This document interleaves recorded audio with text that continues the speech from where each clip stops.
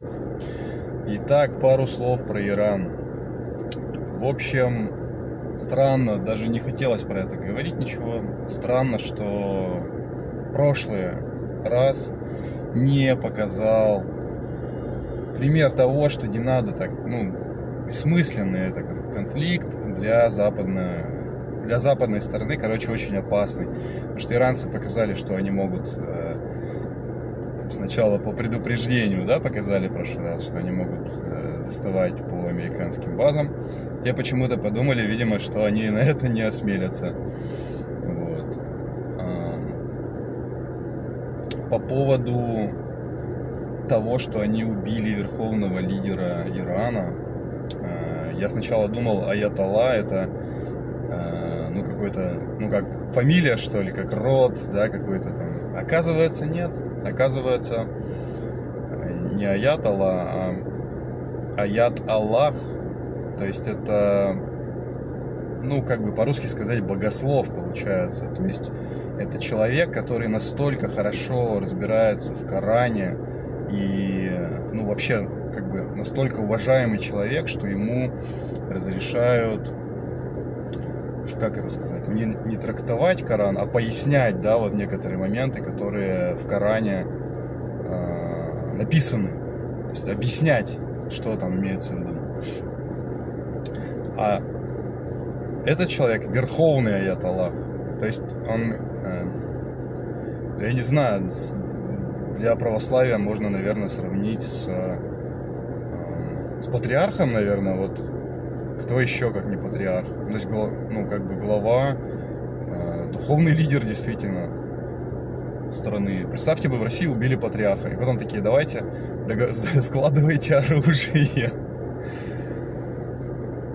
Ой, ребята, суть в чем? Невозможно защитить американские базы от иранских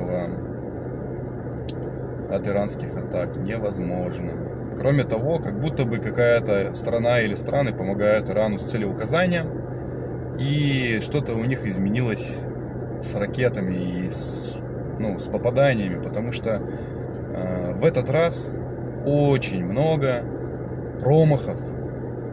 Показывают, там 3 ракеты мимо летят, противоракеты. То есть летит ракета, все равно попадает, 3 ракеты промахиваются. 3 противоракеты промахиваются.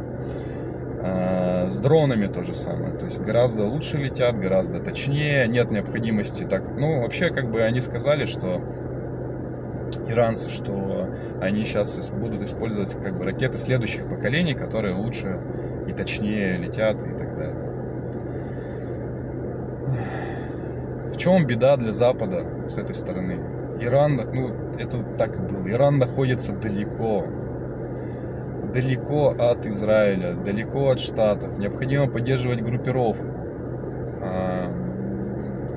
Вместо бомб брать дополнительные баки, использовать топливозаправщики. Это как это есть? Полетные часы, моточасы, да, бывают вот у техники. То есть, всего есть ресурс, и у самолетов, и у истребителей он не такой уж и большой, этот ресурс. И поэтому как будто бы даже меньше в этот раз бомбят Иран, чем в прошлый раз. И дело в том, что иранцы показывают достаточно много сбитых беспилотников. То есть беспилотники, они могут дольше летать, они могут зависнуть, там более выбрать цель и так далее. И в этот раз как будто бы использовали, западные силы использовали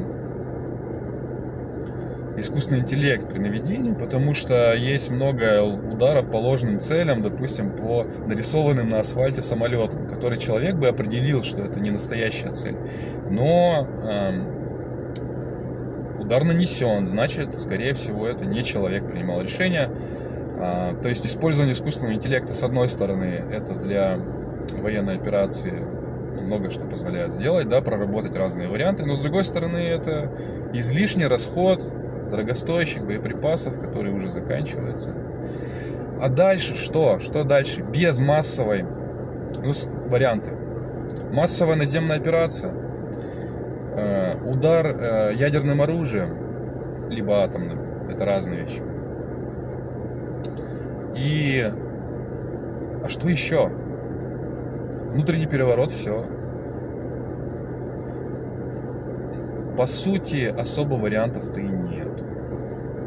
Еще отметилось в этот раз то, что Иран достает до американских кораблей, и авианосец американский убежал подальше от Ирана, подальше из зоны досягаемости его ракет, но при этом он уменьшил зону полета своих собственных самолетов. Очень много видео со сбитыми вот этими беспилотниками, поэтому ресурсы Запада военные в этом плане заканчиваются, надо что-то делать, принимать какие-то решения, что-то менять, но пока непонятно, что можно изменить. Что может сделать Иран? Он уже говорит, что он может заблокировать, допустим, пролив Ормузский. Блокировка пролива приведет к тому, что страны Персидского залива, а Иран это Персия, страны Иранского залива не смогут продавать свою нефть. А это 20% мировой продажи нефти. В основном поставки идут в Индию, Китай и так далее. Китай и Японию. И Китай спасется, а Индия тут на последнее время выбрала сторону Штатов и не покупала российскую нефть. И ей будет сложно. Ей будет сложно. И Японии будет очень сложно. Следующий момент. Авиационные, не только авиационные, базы, американские базы на территории стран Персидского залива.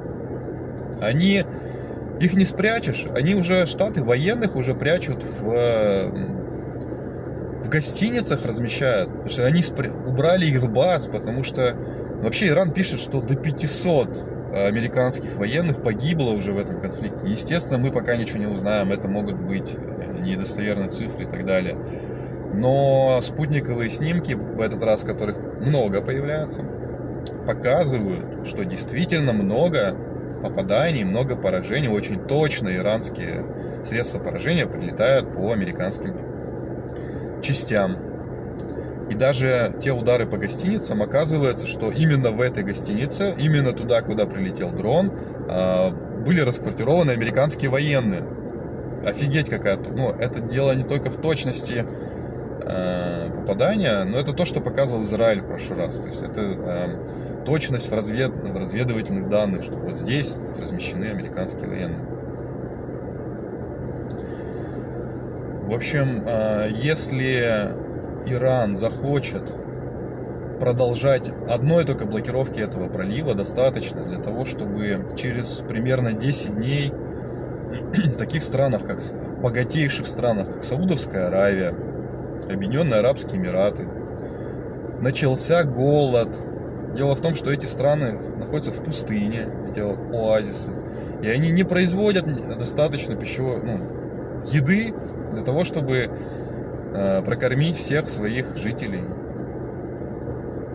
Кроме того, эти страны, продавая свою нефть, они не только покупали еду и там вот эти небоскребы строили, но они еще и вкладывались в американский фондовый рынок, покупая американские долговые обязательства.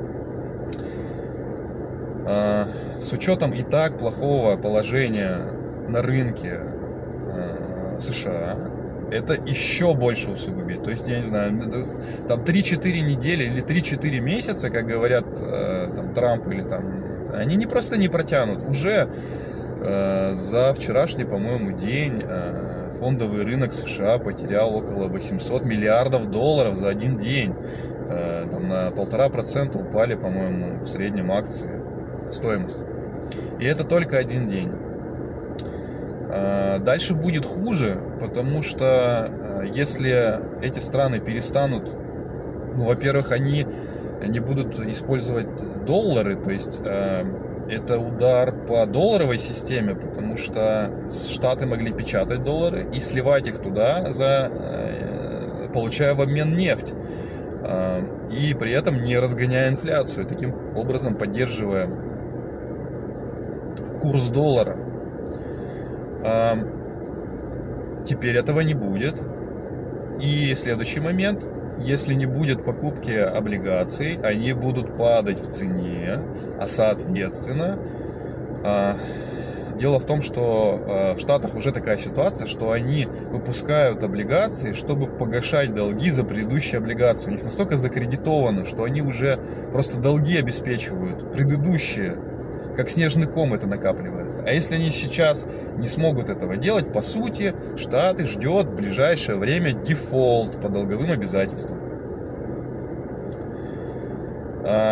Почему еще Трамп не на коврике в Иране, на коленях и не просит Иран прекратить?